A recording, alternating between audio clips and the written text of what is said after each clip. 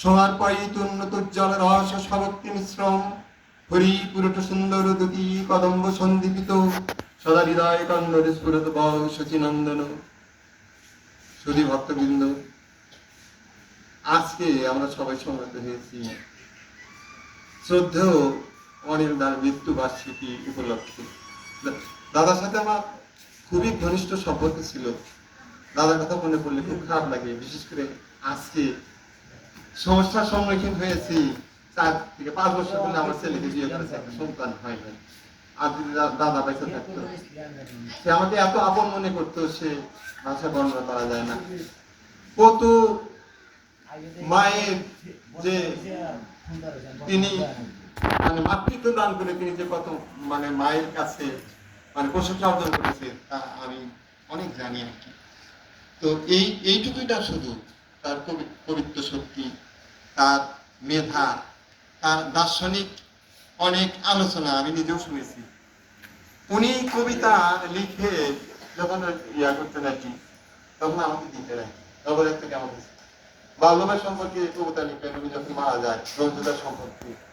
তাছাড়া আরো অনেক অনেক সে অনেক আগ থেকে এখানে 71 না 72 সালে যখন এখানে আসে আর কি, যাত্রা গান আসে, তখনও অহিলদা এমন একটা গান রচনা করছিলেন আর কি, সে বলে নাম নেই, সেগুলা এত প্রশংসা মানে অর্জন করেছিলেন।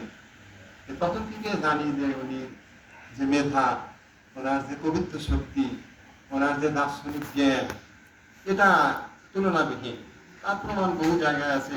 শুধু তিনি ডাক্তারই ছিলেন না, তিনি একজন শিক্ষাবিদ ছিলেন। তিনি মানে মানুষের হিত কামনার জন্য কিনা করেছেন।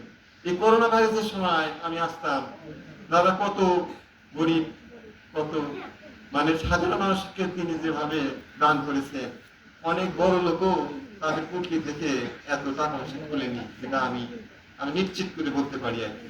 আমার সাথে খুব ঘনিষ্ঠ সম্পর্ক ছিল। আজ তার এই স্মরণ উৎসব, তার এই মৃত্যু দিনে আমি তার বিধি আত্মার মঙ্গল কামনা করি। কেউই আমরা থাকবো না। আমাদের পবিত্র গ্রন্থ গীতায় বলা হয়েছে, জাতস্যহি ধ্রুব মৃত্যু মৃত্যুং ধ্রুব জন্ম মৃত্যুর সূচক। আমাদের যে জন্মগ্রহণ করেছে সে মরিবে, এ কথা বলে নাই ভগবান, বলেছে যে জন্মগ্রহণ করেছে সে অবশ্য মরিবে, এর কোনো অন্যথা নাই, মরতে হবেই তাকে। এই মরণটাই আমাদের সত্য, এবং এই সত্যকে আমাদের সবাইকে মেনে নিতে হবে। আর দাদা এই মৃত্যুবার্ষিকীতে আমি যদি আসার ইচ্ছা ছিল না, মানে বাড়িতে আমাদের অনুষ্ঠান আছে, কেউ দেখলাম দাদা এই মৃত্যুবার্ষিকী আজকে পালন হচ্ছে, আগামীতে যে আমার মৃত্যুবার্ষিকী পালন হবে না আমার কোনো কথা নেই, যেহেতু জীবন বড় ক্ষণস্থায়ী। তো আমি তার বিদেহী আত্মার মঙ্গল কামনা করি। আর সবচেয়ে বড় কথা, আমি এই যে ধর্মীয় ব্যাপারে এই একটা ছোট মানে বালক বলা চলে, তার অনুভূতি বাবা মা যদি প্রবিষ্ট করে না দিত, তাহলে এত সুন্দর হতো না। হতো কি, আমরাও তো বাবা মার গর্ভে জন্মগ্রহণ করছি, আমি কি ওই সংস্কৃতি বলতে পারবো আমার ক্ষমতা আছে? তো এটা আমাদের, এটা নৈতিক দায়িত্ব, সামাজিক দায়িত্ব। আমাদের ছেলে মেয়েরা ধর্মীয় শিক্ষা শিক্ষিত যেন হয়, তারা যেন ভুল পথে পরিচালিত না হয়। আমরা কলিযুগের গর্ব করি আর বলি যে হরিনাম করলে আমাদের মুক্তি হবে, হরেন নাম ওই লোকে বলুন নাচতেব নাচতেব নাচতেব কলিযুগের গতির অন্ধকার। আপনার কিন্তু নিয়ে আমি ভালো জানেন, আমি সংস্কৃত করতে পারি না, আমার অভ্যাসও নেই আর কি। তো আমাদের বিশ্লেষণ করে এটা জানানো উচিত যে মহাপ্রভু শুধু নাম করতে বলছেন না, আরো কিছু বলছেন। মহাপ্রভু 2টা জিনিস রেখে গেছে। একটা হলো তার স্বলিখিত একটা গীতা। উনি যখন সন্ন্যাস গ্রহণ করেন নাই, তখন তিনি গীতার উপরে অনেক ব্যাখ্যা লিখেছেন, আমরা অনেকেই জানি না। এটা আজও সংরক্ষিত আছে আল্লাহর এক মন্দির। এটা যারা তথ্য জানে তাদের কাছে শুনে দেখবেন সত্যিকারের কথা, যে তিনি গীতা নিয়ে ব্যাখ্যা করেছেন।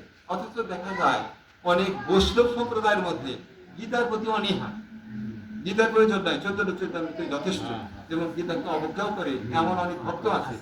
আমার দোষ নেবেন, আমার অপরাধ নেবেন না, আমি নিজে জানি সেভাবে কথাটা বললাম আর কি। এককভাবে একজনকে দোষী সাব্যস্ত করা যায় না, সব বৈষ্ণব কিন্তু একই না। এমনও বৈষ্ণব আছে যারা গীতাকে শ্রদ্ধা করে, গীতাকে শ্রদ্ধা না করে আমাদের অন্য গ্রন্থ পাঠের অধিকারই নাই। আর গীতা যেরকম চরিত্র গড়ে দিতে পারে, অন্য কম গ্রন্থের সে শক্তি আছে। মহাপ্রভু তাও শিক্ষা শ্লোক 8 শ্লোক রেখে গেলেন, আমরা কয়জন সেই শ্লোকের ব্যাখ্যা করি না। বিদায় হরি নামের প্রতি আমাদের এতই শ্রদ্ধা, ওই শ্রদ্ধাতে আমাদের পার হওয়া যাবে কিনা আপনি কীর্তন নিয়ে আপনি বলেন। মহাপ্রভু বললেন, চেতো দর্পণ মার্জনম ভব মহা দাবাগ্নি নির্বাপনম শ্রেয় কৈর্ব চন্দ্রিকা বিতরণম বিদ্যাবোধ জীবনম আনন্দম ভূতি বর্ধনম প্রতিপদ পূর্ণামিতা সাধনম সর্বাত্ম স্নপনম পরম বিজয়তে শ্রীকৃষ্ণ সংকীর্তনম। তিনি প্রথমেই বললেন, এই নাম গ্রহণের পূর্বে যে শিক্ষাশ্রক শ্লোক আছে আমাদের বিশ্লেষণ করা উচিত। আমরা যে কীর্তন শুনি, কীর্তনীয়দের নাম কীর্তনের আগে শিক্ষাশ্রক শ্লোকের বিশ্লেষণ প্রয়োজন। তিনি বললেন, আগে কি করবে? চেতো দর্পণ মার্জনম, তোমার চিত্তরূপ দর্পণের আগে মার্জন করো। কি হয়েছে তোমার চিত্তরূপ দর্পণে? ময়লা জন্মেছে। আমরা বাস্তব ক্ষেত্রে মেয়েরা হোক ছেলেরা হোক, আমরা একটু সৌন্দর্য চর্চা করে থাকি। মেয়েরা যখন সৌন্দর্য চর্চা করে তখন আয়নায় তাদের বসতেই হয় আয়নার নিকট, সন্নিকটে।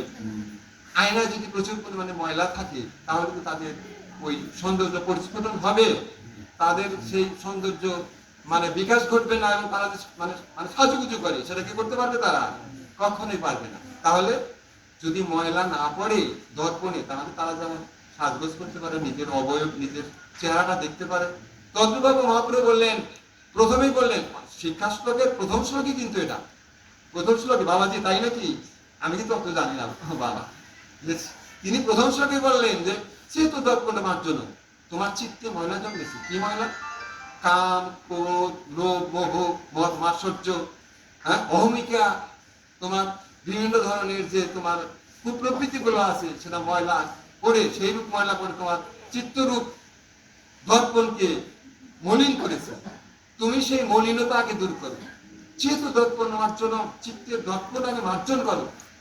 ভব মহা দাবাগ্নি নির্বাপনম, তবে তুমি ভবের যে আগুন, সংসার আগুন আছে, তার আগুন নেই, আমার একটু বেশি আছে অবশ্যই।